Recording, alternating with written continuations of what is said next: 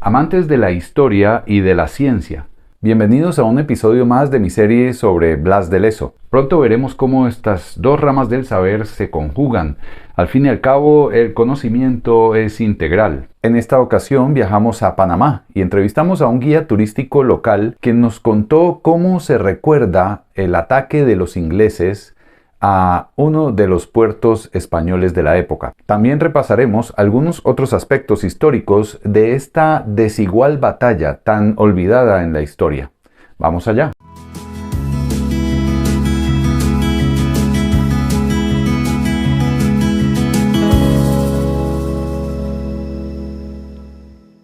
Lo primero que hay que decir es que en el siglo XVIII los ingleses que navegaban por el Caribe eran contrabandistas. ¿Cómo? Eso no me lo esperaba. Pues sí, ¿cómo nos cambia la vida? En esa época eran ellos los que tenían condiciones comerciales desventajosas.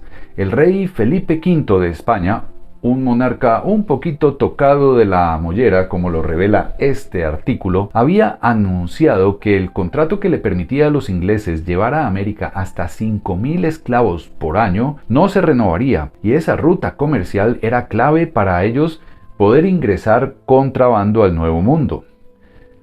Pero no de ese tipo, sino especies, telas, alimentos, etc.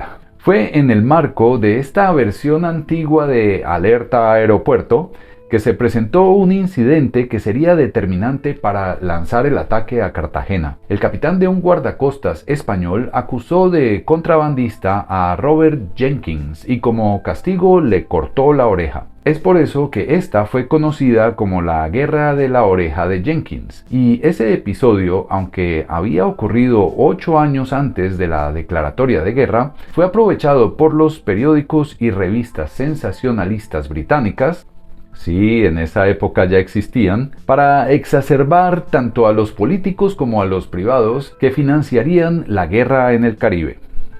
Entonces, lo primero que quise averiguar fue por qué el almirante Edward Vernon fracasó rotundamente en su intento por conquistar el Caribe para Inglaterra. Lo tenía todo a su favor y aunque hemos visto que Don Blas era un gran estratega, ciertamente en esta batalla la diferencia numérica era abrumadora. ¿Cómo hizo para ganar? Para entender mejor por qué fue tan fácil para Vernon y los ingleses conquistar Portobelo, para luego fracasar en Cartagena, viajamos hasta Panamá con la idea de continuar esta pesquisa. Bueno, hemos venido aquí a Portobelo para conocer los baluartes que los españoles construyeron en el siglo XVIII. A mis espaldas tenemos el de San Fernando y San Fernandito. San Fernandito, correcto. De más arriba. Y aquí estamos con don Ignacio que nos va a contar por qué los españoles construyeron esta vaina. Buscando el modo de ellos cuidar el oro que venía, cuando venían los españoles, que les robaban, que esto. Entonces allí donde ellos construyeron esto, para ellos estar preparados para la guerra. Antes de la construcción del canal, a lomo de mula se traían el oro desde el otro lado. Correcto. El oro que venía del Perú. Lo traían acá hasta Portobelo y esta era la defensa, ¿no? Exactamente. Al frente tenemos también otras ruinas y está el laminador donde estaba, más adelante está el vigía, donde los vigías estaban pendientes cuando llegaban el oro y pendientes que no fueran a robarle. Y esto era tan valioso que hubo un ataque de los ingleses, ¿no es cierto? Correctamente. Ahí fue donde se formó una vez, como decimos nosotros, la guerra. Okay. Vinieron hasta acá y de aquí luego fueron a Cartagena. De aquí fue donde fueron a Cartagena, las murallas que llamamos hoy las murallas de Cartagena. Exactamente. Sí. Por eso lo llaman la heroica Cartagena, por medio de eso, que está la India Catalina y están las murallas que están hoy mismo, mejor dicho, mejor que esto que está por aquí. Pues don Ignacio, muchas gracias por su aporte, muy amable. No se preocupe, siempre y cuando por ahí cualquier cosa, información, aquí estoy para servirle a ustedes y que el Señor me los bendiga y me los guarde a todos ustedes. Gracias. Amén.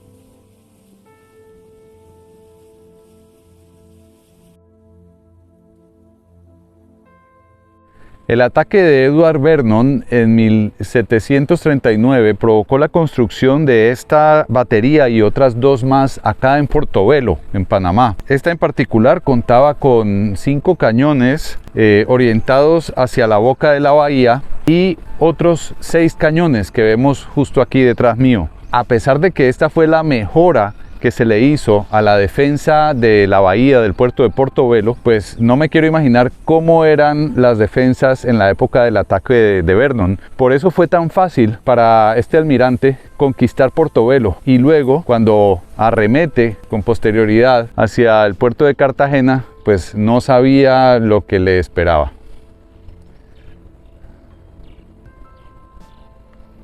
Vernon se llenó de confianza después de tomar Portobelo, usando tan solo 6 navíos y 2 horas de bombardeo. La noticia fue tan buena para los ingleses que nombraron una de las calles de Londres en honor a esta victoria.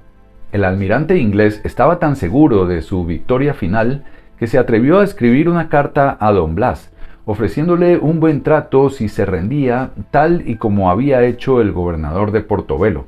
Don Blas le escribió de vuelta en duros términos, tildó a su compatriota gobernador de cobarde y le dijo que si él hubiera estado al mando, otro gallo cantaría. Las cartas estaban echadas.